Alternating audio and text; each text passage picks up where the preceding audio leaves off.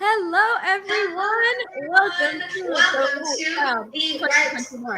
2021. I don't know if there's some background interference by anything playing. Okay. So, welcome to the Right Crowd 2021, a virtual literary expo. I am here joined by two amazing authors and dear friends, Miss Jacqui Letran and Lyles Reagan. Today, I bring you Literature for Life YA nonfiction. This is new to the Right Crowd. I'm so very excited, and this deals with, as a psychology major and as an aspiring positive psychologist, I'm going to be so excited to be able to hear you all talk about your books, talk about your insight. Again, the writers, we're all friends here, so I'm very excited to engage and learn all about that. And I see our numbers climbing on Facebook and YouTube. So if anybody out there on Facebook and YouTube wants to leave a comment or say hello, please feel free to do so. We want this panel to be as interactive as possible. These lovely ladies here have amazing insight and lots of amazing books for parent-teen communication, teen self-help in general. And so if you want to leave a comment, leave a question, please feel free to do so. We want to interact. We want to hear your input. We want to have conversations. So we can begin by doing some very brief introductions while people jump in. Starting with Miss Jacqui Letran, please state your name, where you are tuning in from, and the titles of some of your works. Sure. Hi, everybody. I am Jacqui Letran. I'm an author and mindset mentor. I am tuning in from Port Isabel, Texas. And right now I have 4 books out for teen girls.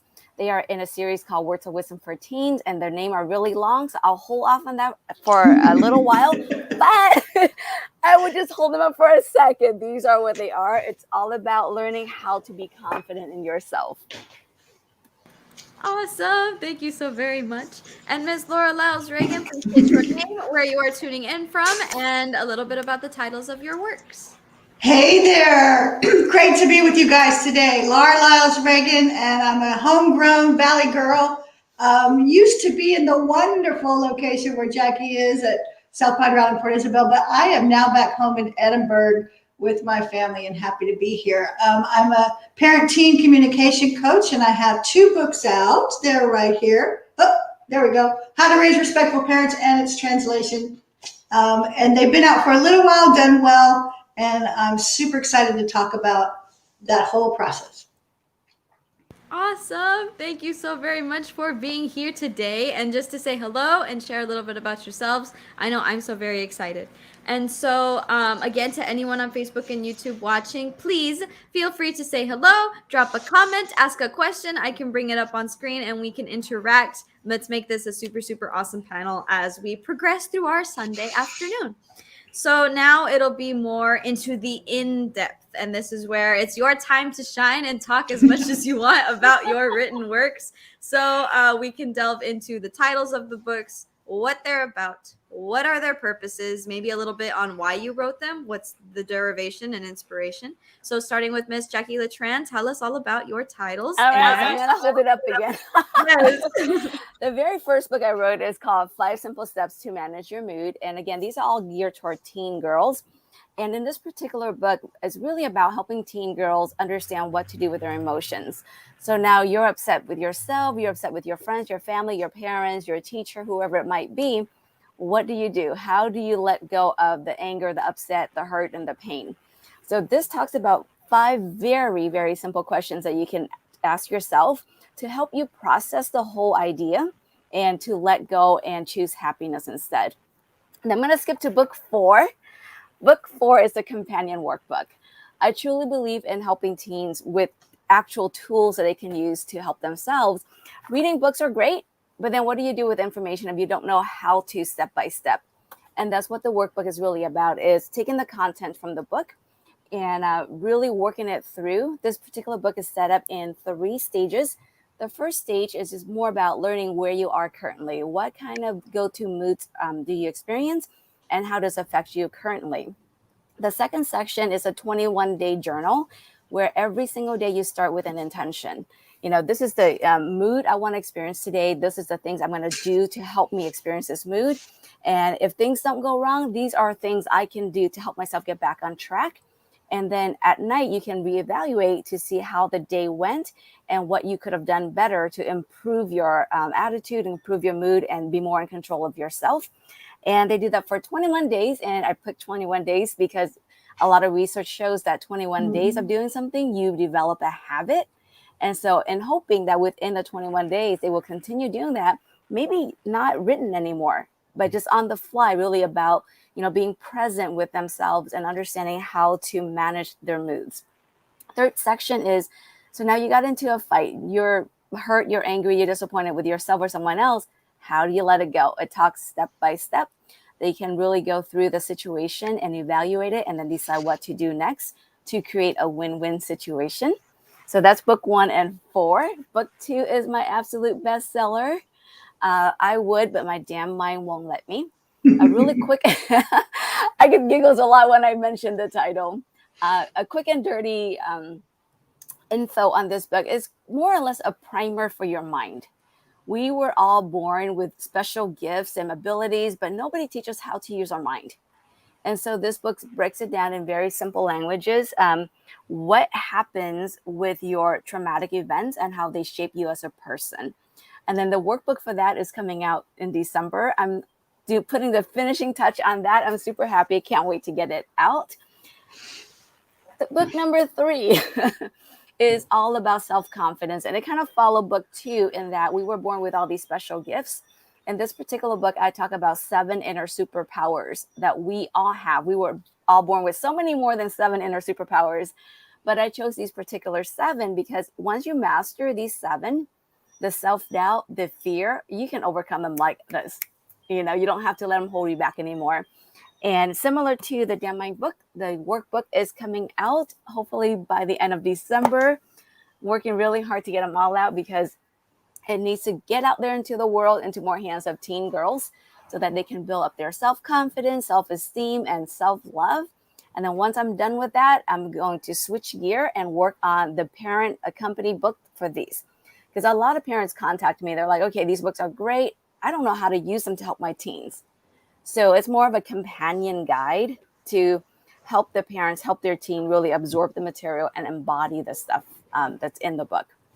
That's a really long little go, but my inspiration is really about my whole entire career. Ever since I was in my 20s was really about helping teens and teen girls specifically, because I was that teen girl that was desperate for information, that was desperate for help, and I didn't know where to go. I didn't know who to talk to. And because of that, I made really bad choices and I went down a really, rocky road. Fortunately, I got out of it through books, lots of self-help books. And so I wanted to be able to give back and be that source of information, that source of support for other teen girls. Very nice. Thank you so very much for sharing. And again, I love that you also have the companion books. Like, this is the practice. Here's how to help and continue. Thank you so very much for sharing. And Ms. Laura Lyles Reagan, the floor is yours to tell us all about your books and what they're about. Where were the inspirations? What can we find behind the covers? Absolutely. So much of what Jacqui just shared with you is the new reality that teens are living in. When I was growing up, and that was really the inspiration, they tell you, write the book that you want, write the book that you need. And that's exactly what I did with How to Raise Respectful Parents. There it is. And it's all about the new model of connection. Authoritarian parenting isn't going to work anymore, and it doesn't build skills for our teens. And the teens can themselves be a change agent in the parent and teen dynamic. And that's what this book is all about, is exactly how to do that. The intro is you get dropped into a family, you're an alien from another planet, and how are you going to figure this out? And so it invites the teen to look at the family from a new point of view and sort of take that social observer part as like a little mini anthropologist and be able to use communication skills to get their messaging across. And the most amazing part of doing this work is I've had therapists actually refer to it and use it in practice. And there have been teens that have reported back that they moved from that suicidal thought and edge because they then saw themselves as change agents in their relationship with their parents and with other adults in their lives. And it's all about coming to a place where you can say what you want, you can say what you feel, and do it in a way that gets your needs met. There are 5 what I call conscious communication skills. There's a new movement in parenting called conscious parenting, and it's all about being present with your child, in this case, the teen, and not allowing our past triggers to influence our current relationship with this amazing human being that's in front of us. And so to the parent, it's an invitation to be reintroduced to their child as a person. And to the teen, it's an invitation to stand up and be empowered. At the end of every chapter, there is a list of exercise questions. There's exercises that the teen and parent can work through. So I kind of combined that idea of text and workbook all together in one. And if you work through all 5 of those communication skills, what I've heard from the parent and teen duos that have is that it's transformational, that it has changed their interaction, their outlook on life.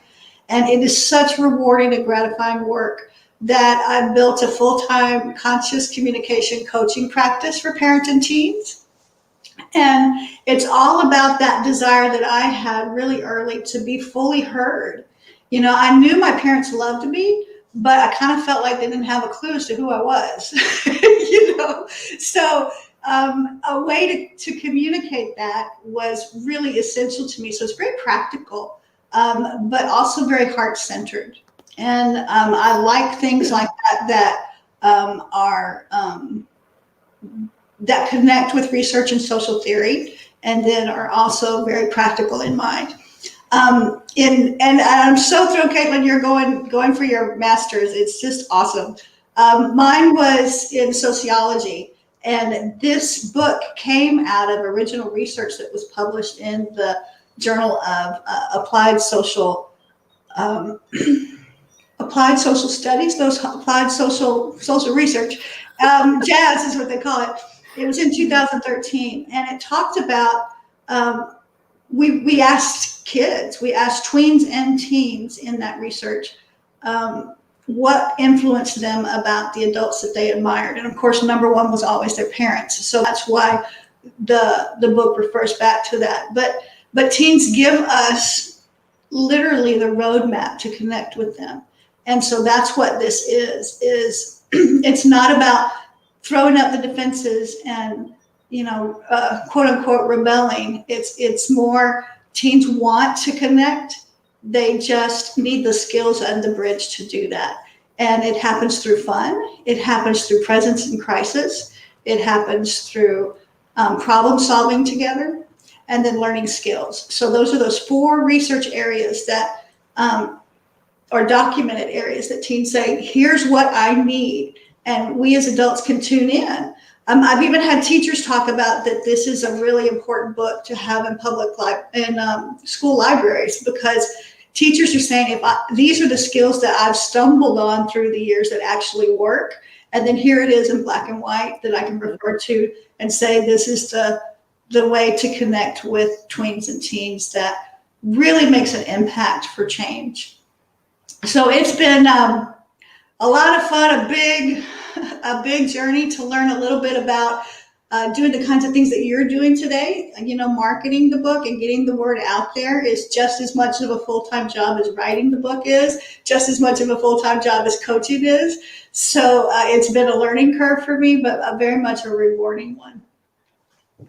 Very nice. Thank you so very much for sharing. And so I see our numbers climbing in viewership, and I've seen some hearts of people hearting the posts. Thank you so very much. And again, if you are tuning in on Facebook or YouTube, make sure to share the live. And if you have a question, you can go ahead and comment, and I can bring it up on screen. We can interact. If you just want to say hello or say, you know what? Yes, I like that, you know, validate, then go ahead and drop a comment and I can bring it up. We want to make this as interactive as possible. So thank you for tuning in.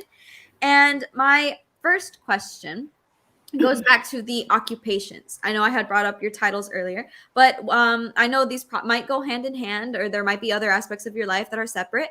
But what is your current occupation, and how does that balance out with the writing? I know a lot of times there are authors or writers who it may be completely separate from the realm of work. But I know that for you guys, there's a lot of overlap. So where do you find the time to write? Is it a part of the job? Was it the job first and then the writing happened later? Was it the writing and then the job? What is the story behind occupation versus writer, starting with Ms. Jacqui Letran? So I'm going to go back a little bit. Where I am right now is an author, but before that, I was a nurse practitioner. I became a nurse practitioner at 23 years old. And my whole goal entering the medical arena was to help teens, again, because of my own troubled teen years. And so I was a nurse practitioner for the first 18 years of my career. The majority of that was working with teens, including owning my own medical clinic for teenagers. And during those 6 years where I had my own medical clinics, I saw thousands and thousands of teens. And it was mainly for reproductive health and also mental health. And I absolutely loved every single moment of it until I didn't anymore. And the reason I fell out of love for medicine was because I started hearing something that troubled me, significantly. And that was, I started hearing my teens say things like, if I didn't have depression, I could do that. If I didn't have anxiety or ADHD, I could totally do everything. I can run my life differently. I can have completely different successes. And then they'll say things like, Jacqui said, I need to be on this medication for a minimum of 6 months to a year. And I might need to be on this medication, even longer. And that started making me feel really guilty because I went into medicine to help other people. And then I felt like instead of helping, I was giving them a crutch on, not being their best self, because now I gave them a reason, right? Through my diagnosis and through my treatment plans, gave them a reason why they don't have to be their best self, why they could hide behind the diagnosis and the medication. And so I went on a little soul searching journey and discover and search and looked everywhere and found all these holistic healing methods. And being so incredibly science-based, when I first heard about it, I'm like, BS, BS, BS. There is no way that these things can work and can work that fast. But I was fascinated by it. So I kept researching and I kept taking more classes and getting more certification. And then I fell in love with it so much that I gave up medicine completely. So instead of prescribing medication, what I was doing was using holistic methods like hypnosis, EFT, which stands for Emotional Freedom Technique, NLP, which is neuro-linguistic programming, which is the language of the mind, and other methods. I think I was have 8 different certifications and different healing processes, including success coaching, spiritual coaching, family coaching, teen-specific coaching. And I fell in love with that. I started my practice back in 2010, and it was very successful from the get-go. I mean, knock on wood, it was needed. And I just provided that opportunity for people to help themselves, which was where people were moving into. But then I keep on hearing the same thing. During the first session with all my clients, I teach them the basic of their minds, because my goal in helping them is really to help them help themselves. I don't want them to become dependent on me any more than a medication. So I really wanted them to understand their mind so that without our sessions, they still can continue the work. So I taught them the same basic, the Dim Mind book, basically, the content within that. And I kept hearing people say, my clients ask, can you please write it down?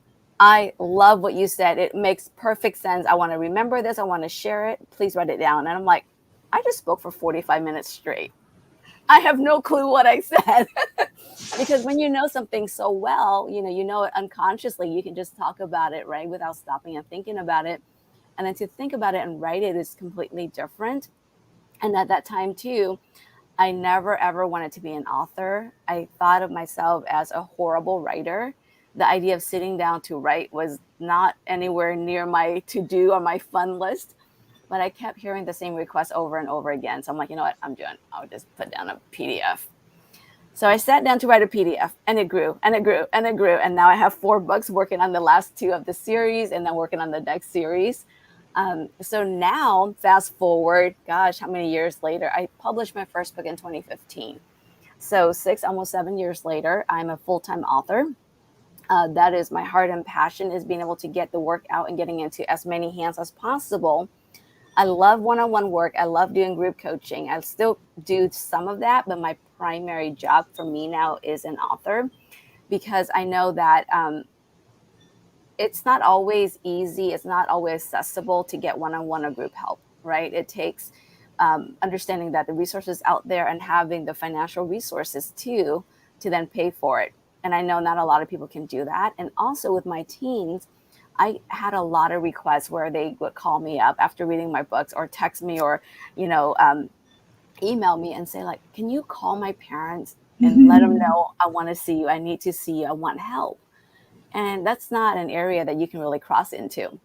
But I hear that over and over and over again. So I wanted to create more resources for them. That's where the workbook came out. And eventually I'm going to work on home study programs to make the content even more accessible for the teens. So full-time author. How do I find time? I find time whenever I want to. But like Laura said too, is the home marketing. The writing part is the easy part. The marketing, Katelynn, you know this too. The marketing is the more difficult part of it. So I'm still learning how to do that and learning how to do that effectively, so I can spend more time doing what I love doing, which is writing more books and providing more resources. I love that so much, and I love that it progresses. It's funny how life finds a way to get you where you're going to be. From, oh, can you write that down for me, to here's an entire series and workbooks and more resources coming soon. It works. It all happens for a reason. Thank you so much for sharing. And again, I know marketing's tough, and to be able to provide something like this where you can talk, we will share. Yes, I'm very excited. Thank you. Very excited. So, Ms. Laura Reagan, how do you balance your occupation with the writing? Are they related? Are they separate? How do you find the time? How do they relate to one another? Balance? What's balance? Tell me about that word. I do it because I love it, because it's heart-centered and it's my mission first and foremost. Whether that's in the writing, whether that's I just put out an online course called Turn Your Teen Around by Tuning Into Yourself. It's for the parents. So instead of making a parent book, I made a course for parents. And then the book is geared towards the budding young adult, with the exercises to do with the parents at the end. So I built out a whole platform that's on my website, so that it's from book to course to coaching to now speaking. And I'll share a little bit about that in a minute, because that's pretty exciting. But to find the time, what I did was, mainly parenting was a full-time job for me. And that's where my heart and soul is with my family, like so many of us in our area, that family is primary. And I wrote the book because of the transformation that conscious communication skills made in my relationship to my teens. So it wasn't just only to be heard in my family of origin and that wish that I had had these skills then, but it was how to then truly be present for my teen girls when they were teens. And that's how this whole movement of conscious communication and parenting worked for me.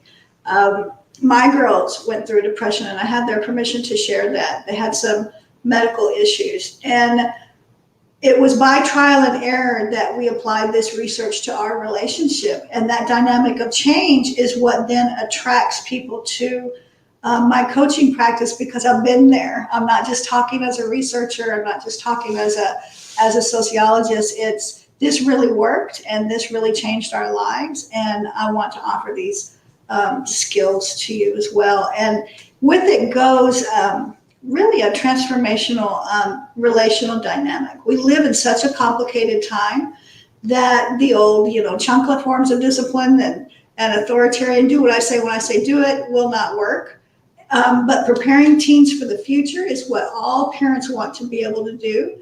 And you do that through the power of the relationship. So relational parenting becomes the replacement for authoritarian parenting, and it really can change the whole dynamic of the family to a more person-centered, peaceful one, for sure, but one that actually prepares teens to then be responsible for themselves in the future and how they represent themselves in the world and find their place in the world. So This was a whole process of unfolding over the last 5 years, writing the book, having it published. I'm traditionally published with this first book.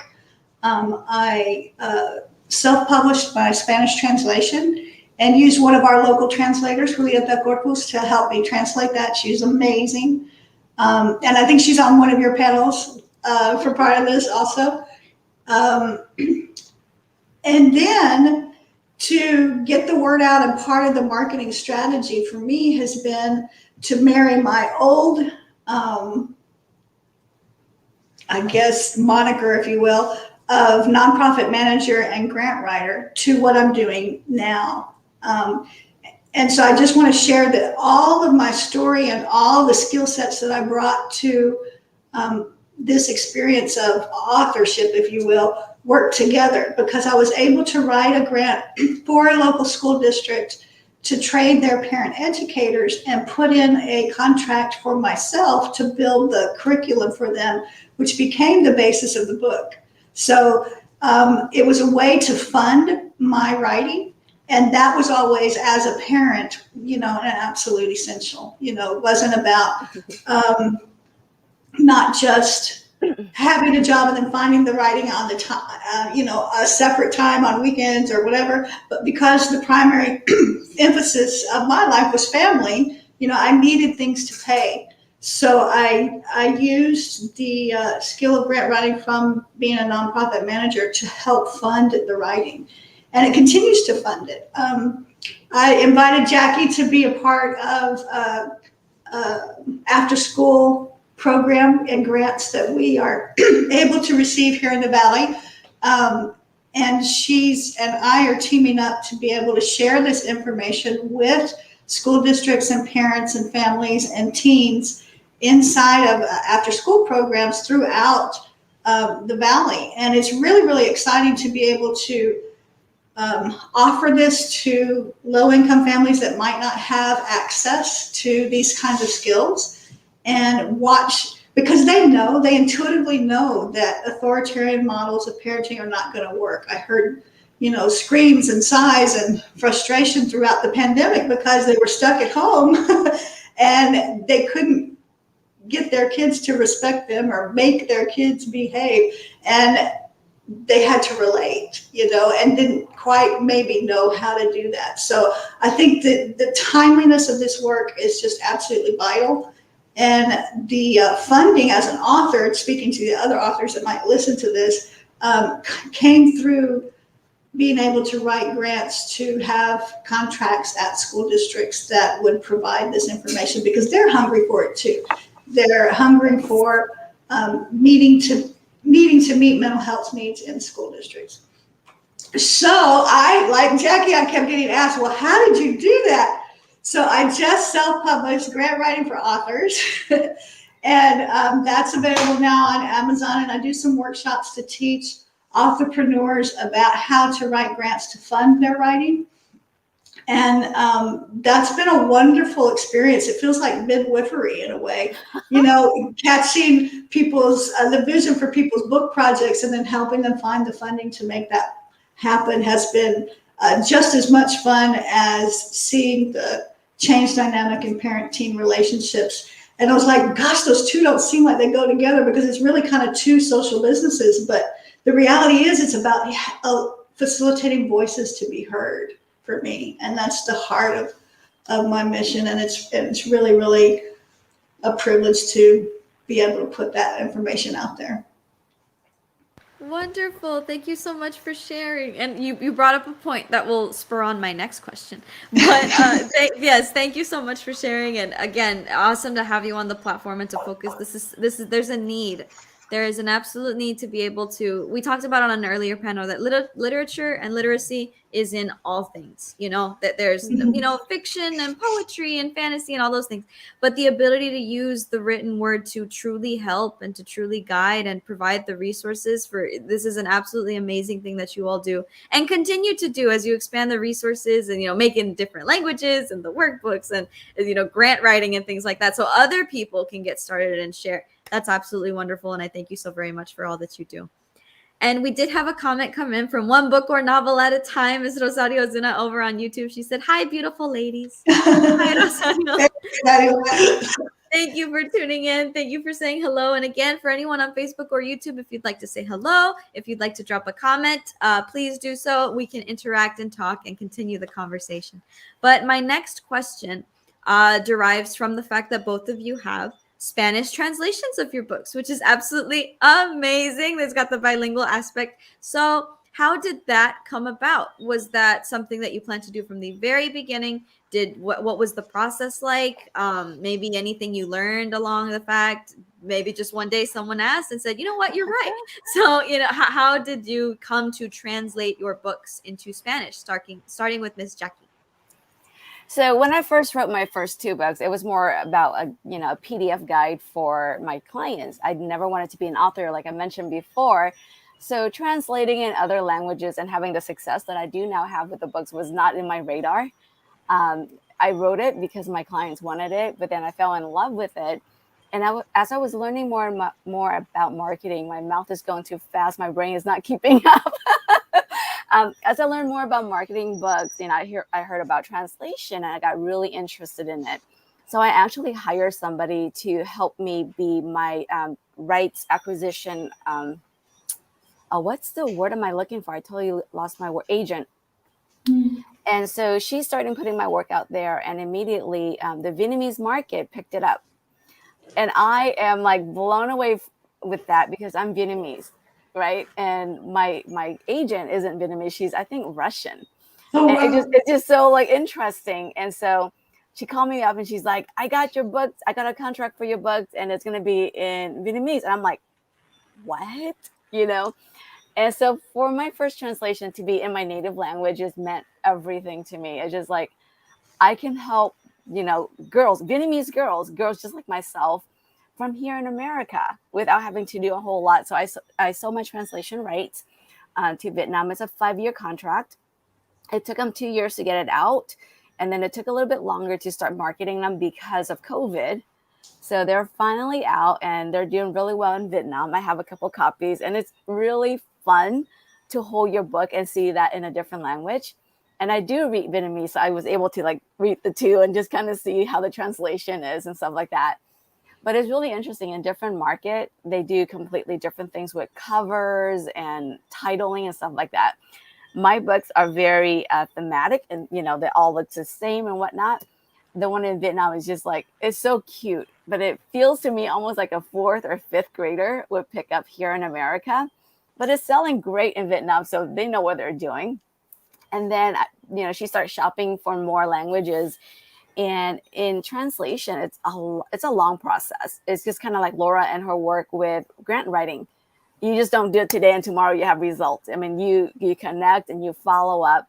And there's a lot of missed opportunity because of COVID. We had 3 contracts under the way, and then it kind of fell through because everything was at a standstill. So I lost 3 contracts. But then right recently, maybe 3 or 4 months ago, I have a new contract with Russia. So I just signed that contract a few months ago. It's going to get translated 18 months from now. But I can't wait to hold those books. And then my Spanish translation, like Laura, I did that myself. I didn't translate it myself. I hired to have the work translated. I did self-publish, though. And I'm going to self-publish the last 2 workbooks also in Spanish because I get requests constantly for a Spanish version and actually for a teen boy version. So that's in the works, too. That's good. That's good. And they're like, why aren't these for boys? And technically, really, the content in all of my books really apply to teen boys, to teen girls, to adults. But I wrote them for a teen girl market because, again, that's my heart and my passion. It has been ever since I was young. And so I wanted to dedicate my energy there first. Now that series is set, then I can start moving into other arenas, but still focusing on teen girls as my primary because they're still right here. Can't get rid of them. I love that so very much. And I know Rosario Osuna on YouTube says, wow, that's so interesting. Because how wonderful to be able to, back again, Vietnam, like the whole other side of the world. And again, like close to the cultural roots, but still able to share and translate. Language is a beautiful thing. And while it can, distinguish between people we may not be able to understand, to cross that bridge and continue to share, that is absolutely amazing. Thank you so much for sharing. And Ms. Laura Reagan, how about you with your Spanish translations for your books? What was the process for that? Sure. Whoops. I always knew when I wrote it that I was going to translate it to Spanish because I lived in Mexico City for 5 years and got to see that market and the bookstores and the hunger for literature that is there, the thriving literary community that's there. And I just had a heart for that because I lived in it, right? And then the reality is doing the parent workshops here in the Rio Grande Valley, really throughout Texas, has afforded me the opportunity to interact with monolingual Spanish-speaking parents who are doing some wonderfully creative relating to their teens, but want this as a resource. They want to use it. So in the parent workshops, I've been able to use the book almost as a curriculum for the workshops. And I encourage authors to think about not just how to make individual book sales, but how to make bulk book sales that appeal to even more people. And it's not just the old adage of you give a workshop and then you sell the books in a back table in the back after the end of the workshop.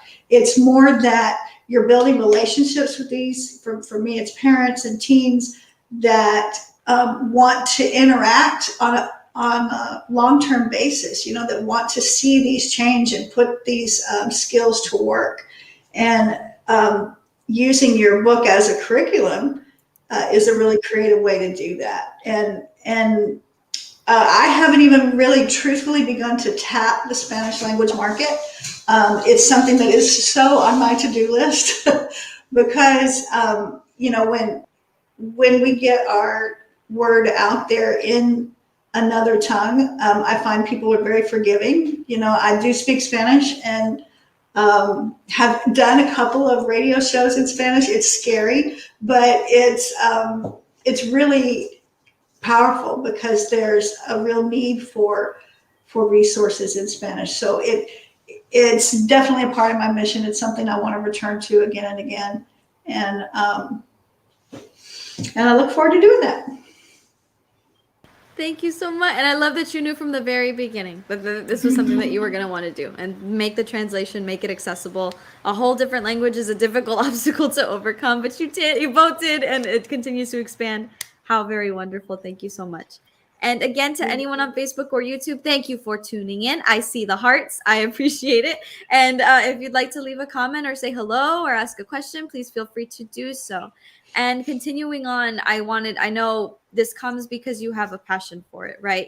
This is something close to your heart. It's a true message that you want to be able to portray. You've turned it into, this huge part of your lives. And so through this journey of starting, making the books for people, and now they're expanding and growing in so many different avenues and resources and things, do you have any interesting or close to your heart stories that might have occurred throughout the process? Either maybe while you were writing, there was just a moment you're always going to remember, once you maybe interacted with a reader or someone that was impacted by it, or a family that came to you, or just anything close to your heart that you're always going to carry with you that you've gotten on this journey. Has anything like that ever happened, starting with Jacqui?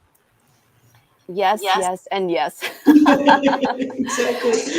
It's every single author wants to see their book selling really well, right? But for me, that's not the biggest rewards. The biggest rewards are those little notes that I get that say things like, I've never felt so understood before I read your book. I can't believe, there are people that understand me, that really can explain it in a way that I can understand, that I can understand myself better. That touches me like nothing else. But one of my most favorite story, and I tell this quite often because it's my most favorite story, is actually one of my teen girls who came in for care. And she came in, I was living in California at the time, and it was July and it's hot. Not quite as hot as Texas, but pretty darn hot.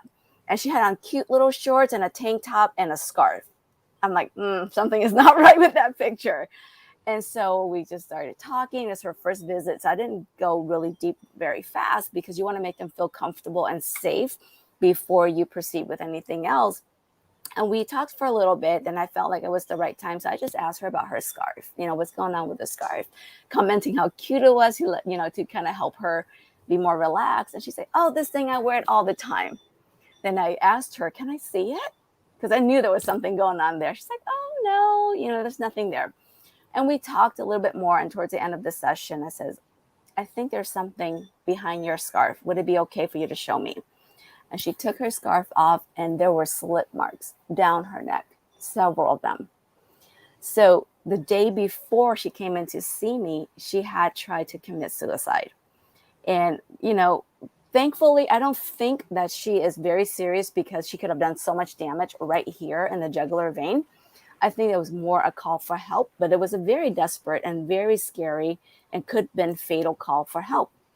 And so she went to the emergency room, and they basically treated her and streeted her same day. I mean, I just was blown away how that was even legally possible. Here's this girl that was, about to take her own life. And they're like, okay, I'm clean up your neck, go home, without a whole lot of resources. But mom had worked with me before. And so she brought her daughter to see me. And during the course of the first and the second session, we talked a lot about goal settings and what is it she wants out of life. And we talked about personal happiness. And she said during the second session, happiness is BS. People are not truly happy ever. You pretend to be happy, you put on a happy face, but happiness is not attainable. And as we work together and heal some of her past emotional trauma and work on her self-confidence, self-love, and self-esteem, she improved and improved and improved. By session 8, she literally bounced into my office with so much energy and excitement. She's like, guess what, Jacqui? I know exactly what I want to do for the rest of my life.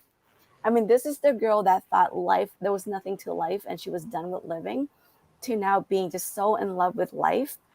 And as she built her confidence and self-esteem, she started looking at herself differently. The thing that she thought was the stupid thing a depressed girl did was actually something that she's going to carry with her to help other girls. And that's making homemade mineral makeup, right? Mm-hmm. And she's like, I'm going to be just like you. I'm going to help girls build confidence, but with makeup. And I'm like, that is amazing. And she's like, I've always thought that was such a loser activity. I have no friends. All I did was, chemicals and YouTube videos and all of this. But now I can see how I can use my skills and my interests to help other girls. And I was just like, and she was like, and happiness is real, isn't it? I'm like, yes, it is. And look at you. And, she was so into that. And I had a couple friends that was doing cosmetology. I connected them and they helped her further that a little bit. So it's been amazing. I still have contact with her, kind of marginally now, just occasional hi on Instagram and Facebook and stuff like that. But just watching her blossom has been amazing. I love that so much. And it's definitely a testament, the way that we can touch people, especially through things like the written word, the impact can be so much more than we realize. Yes. Thank you so very much for sharing that. Oh, it makes me happy. And so, Laura Reagan, do you have any close to your heart stories, either through the writing process or interactions with readers and families or the publication? Anything that you'd like to share that you still look back on fondly and it's got a special place in your heart? Absolutely. But we don't have all the time that I have for all that I have in me. I can so echo the story that Jacqui shared, and I mentioned it in my intro. That I'm really blessed that a couple of therapists are using the book in their practices. And this particular story is secondhand information because of confidentiality, obviously. But the girl came in severely depressed, feeling like nobody understood her.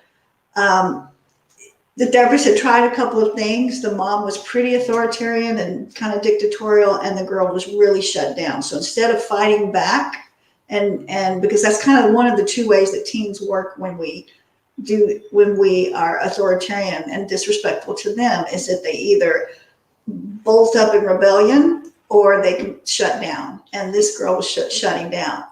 And because of the picture, this is so important to authors, that your book cover means a lot.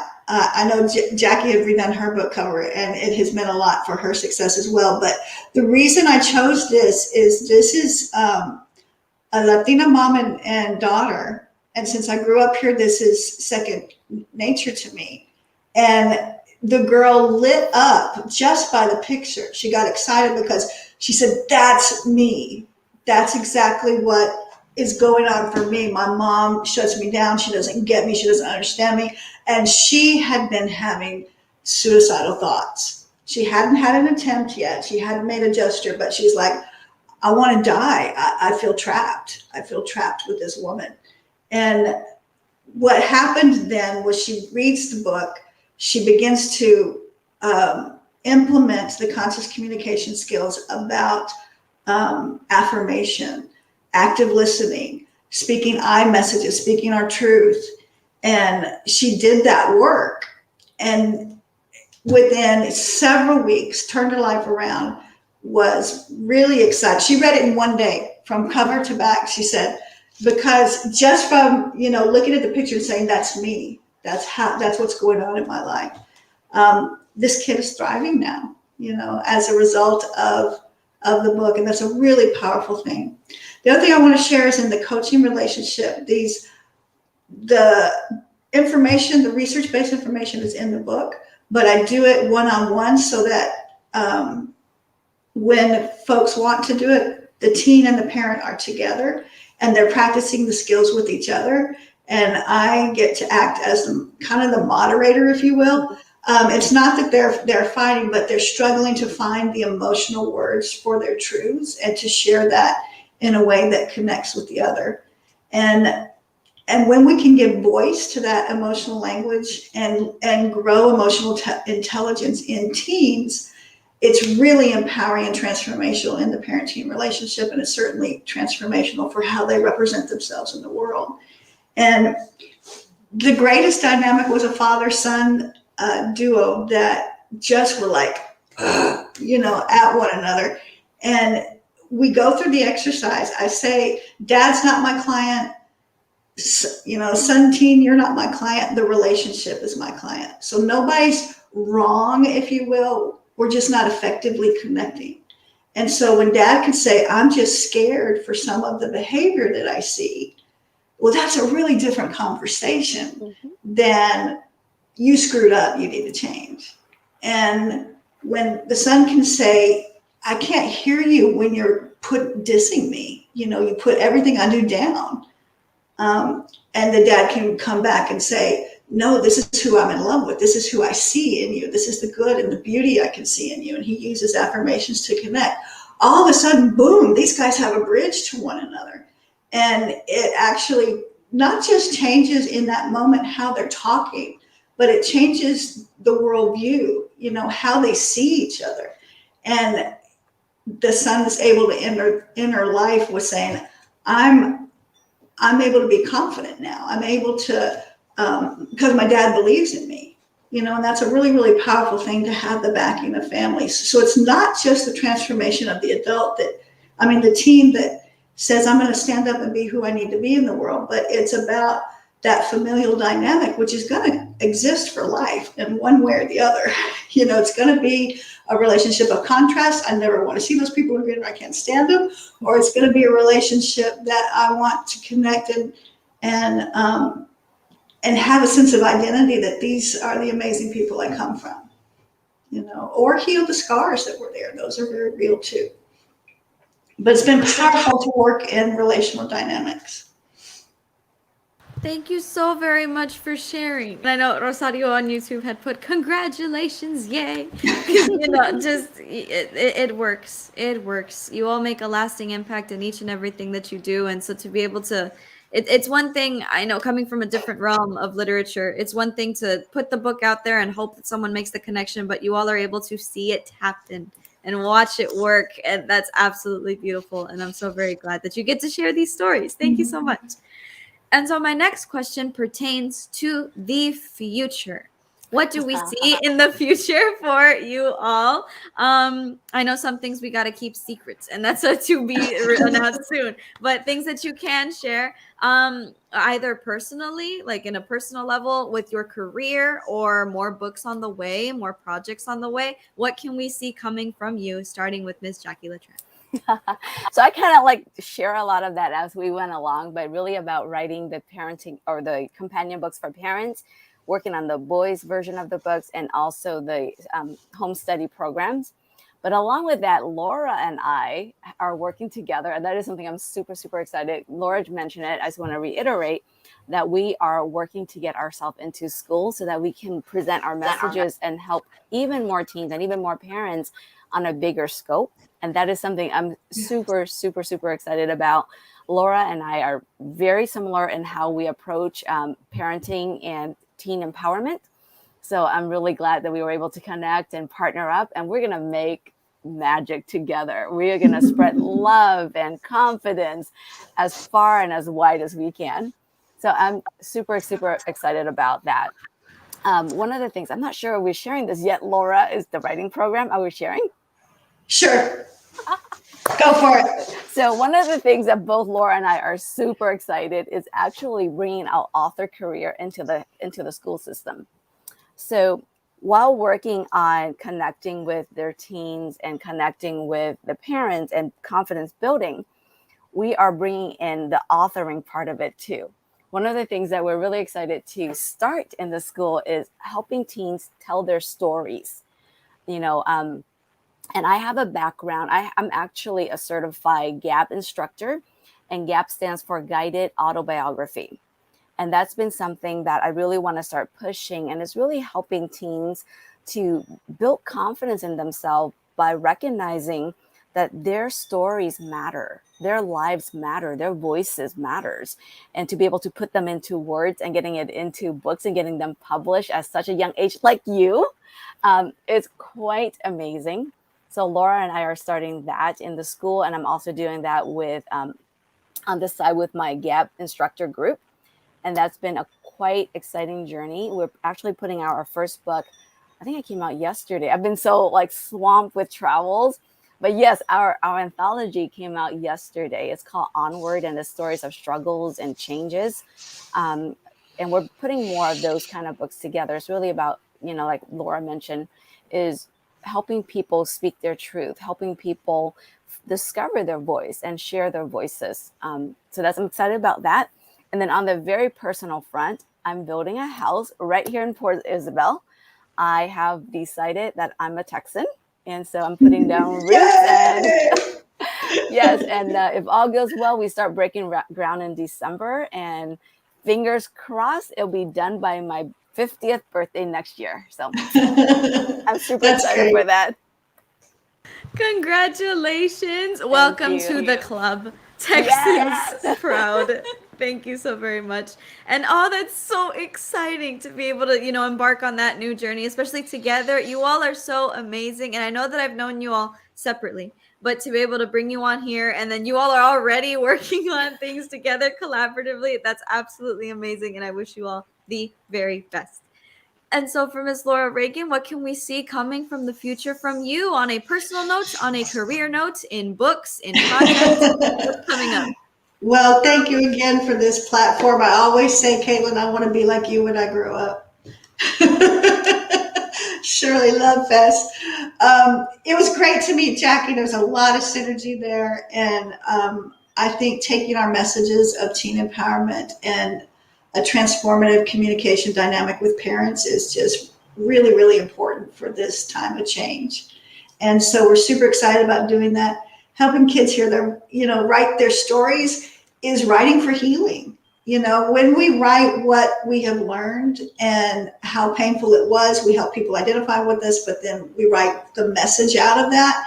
It just puts a new trajectory. It places that trauma in the past, and it allows transformational healing to going forward. So we would like to help, teens get published, and it's an exciting opportunity to take to classrooms. It fits right in with those old TEKS ELA requirements, so we think that schools should be embracing that really soon. That's probably a full-time job, but that's not all I'm doing.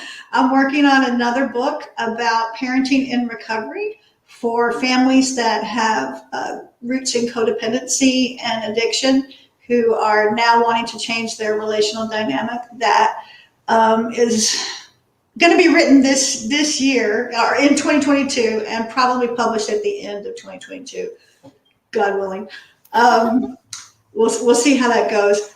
I'm learning a lot. I'm planning on learning a lot. We're going to hold our staff meetings, our business meetings together at the island. Jacqui and I are.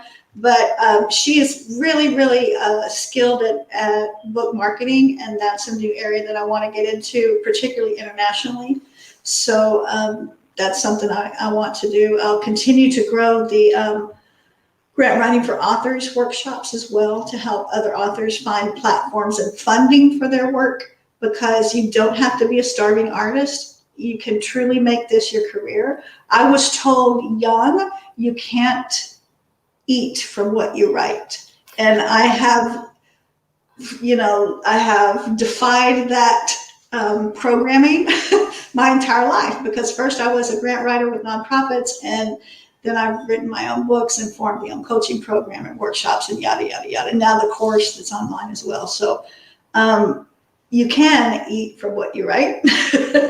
Eat your words. Eat your words, right? But you can also find a place of service. And that's really what my writing has been about. So the new book will be about parenting through codependent traumas, and there's another book after that, but it's still germinating, so I'm not quite ready to share that one yet. I'm going to be bilocating soon a little bit from North Carolina, from the Cherokee Indian Reservation, and I'm real excited about all of the doors that will open. Get this, the translation for book in Cherokee is called Talking Leaves. Isn't that awesome? Talking Leaves, and there's a bookstore named that. So I'm really looking forward to seeing what all of that opens up for me creatively. I'm so very excited. Thank you so much for sharing. And again, the realm of literature that you all are in is so, so, so needed. The impact that you have, I know that you see it on a daily basis, but as someone from the outside looking in, it's just so, so amazing. And as someone from the field of psychology and positive and all that, just thank you for using your talents and using your skills to connect with these people and continuing to spread those messages, make those connections, help people to build those relationships and see different parts of themselves and be the best that they can be with their parents, with their families, with themselves, that self-relationship. It's absolutely beautiful, and I cannot thank you enough. So thank you for all that you do. And so my final question deals with National Family Literacy Month, because November is National Family Literacy Month. And a lot of times we hear literacy and we think it is reading and writing, and it is, but it is so much more than that. And I know that you all are a testament to that, in this whole sense of, you read in order to gain these skills. That's literacy. But you all have that sense of emotional literacy, with being able to find these things within yourself in order to better understand yourself. Social literacy, you're building that relationship with your parents and with peers and with families and things like that. So how do you think families can continue to practice literacy, not just in November, but throughout? And this could be in actually reading, actually writing, or that emotional literacy and that social literacy and beyond that. So starting with Jacqui, how can families continue to practice literacy throughout every single day? Communication. That's the number one thing that I would recommend and highly suggest, is keeping that door open. And for parents, it's really about creating that safety space for their children. Like a lot of parents, like Laura was talking about with the authoritative parenting and how it doesn't work anymore. Nobody wants to be told what to do. Nobody wants to feel a shame or a guilt, right? We all want to be heard. We all want to be seen. We all want to be accepted and loved as we are. So creating that real safe avenue for your child to express themselves is highly important. That comes through communication. And, I have a lot of teens, like I said before, where they want to continue their growth, and that's in literacy and in emotional intelligence. And they're reading my books. and then they're asking their parents for help, and their parents are like, no, you don't need this. You're a teen. You're just going to outgrow it, you know? Or we don't talk about that stuff in our family. Really shutting that door and making that child feeling even more unworthy, unloved, unheard, unwelcome, and all those negative things that could affect them for the rest of their lives. So communication, be willing to be present in everything that you do. And I recommend this to parents all the time. And that is carving out a time for their children. And even if you have the most caustic relationship where you're just butting heads and fighting all the time, if you just decide, okay, this is important to me, this is what I'm working on, and you share that with your child. So for example, you know, you might have, again, a negative or not so great relationship with your daughter, and coming to her and say, listen, I love you, I value you, I really want to make this work between us, and I know I've done some things that hurt you. Can we start over? I would love for us to just start over, and these are the ideas that I have. What do you think about these? Are these things you're willing to do with me? Are there things that you would like for me to do? How would you need me to change so that you can feel more comfortable coming to me and having those conversations with me?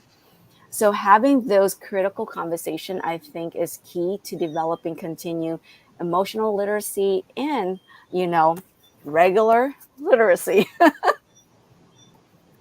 Amazing. Thank you so very much. Because it's true. It's true. Communication, it's the reason why the saying is so common, right? Communication is key. To be able to not just only, you know, the relationships with others, but from others, we learn about ourselves. And so to maintain that is an absolutely vital skill. Thank you so very much. I really, really like that.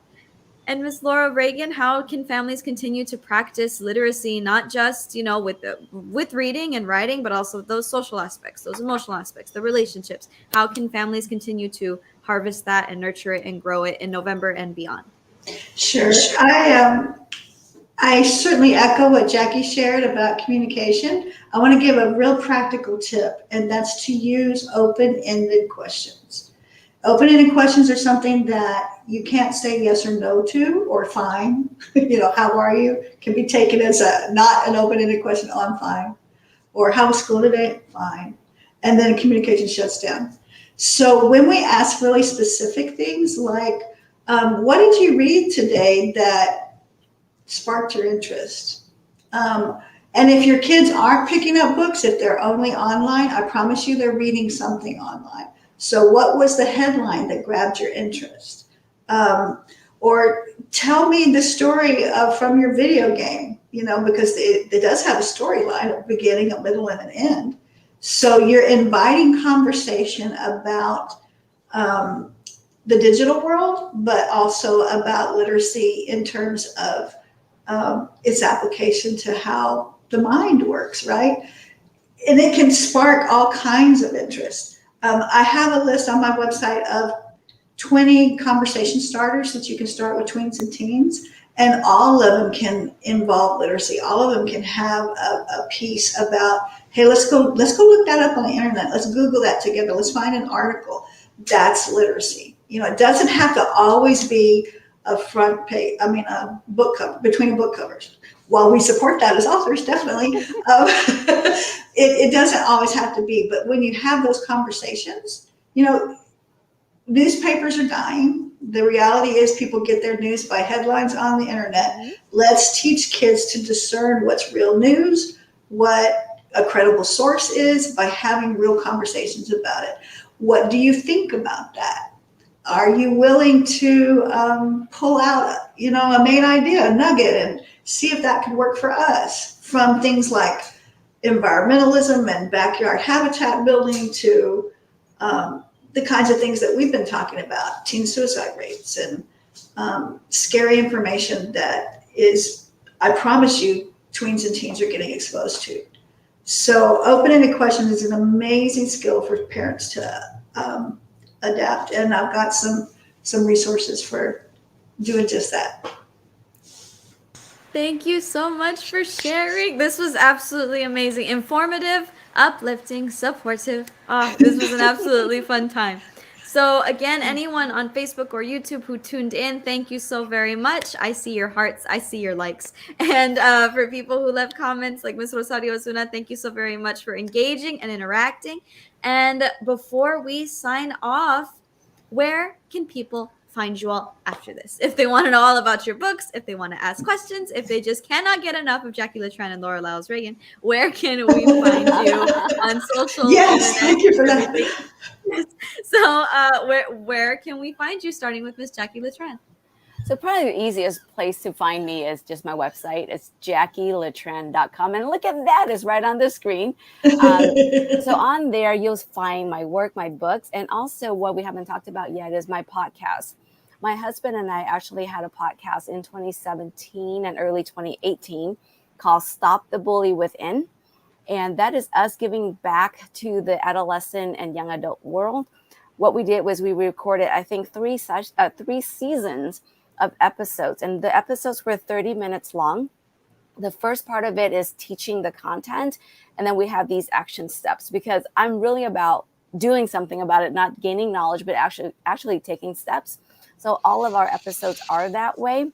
And if you take the time to listen to the episode, go through the action steps, you're going to learn so much about yourself and so much about how you can manage yourself, improve yourself, and relate to the world. I highly recommend you check that out. Again, the content is geared towards teens and young adults, but adults can use it just the same. So hop onto my website, check out the podcast.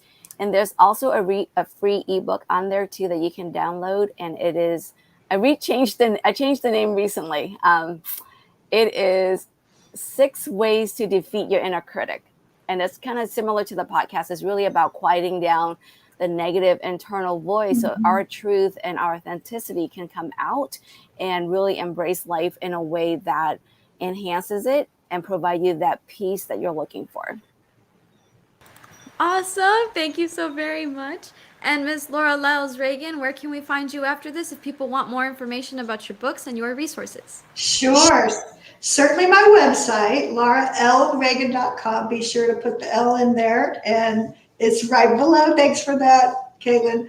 And I have lots of free resources on there. It's a whole pillar of articles that I've written. And then there is the big one that's for free is the conflict-free conversation checklist for parents raising teens.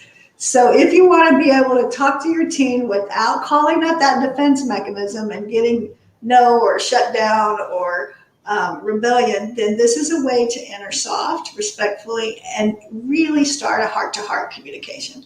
And that's what my coaching company is called, is heart-to-heart parents. There's also a freebie on there that I mentioned, the 20 conversation starters for teens. And something really exciting that happened, most of our books are on Amazon, and I'm also listed on Barnes & Noble's websites.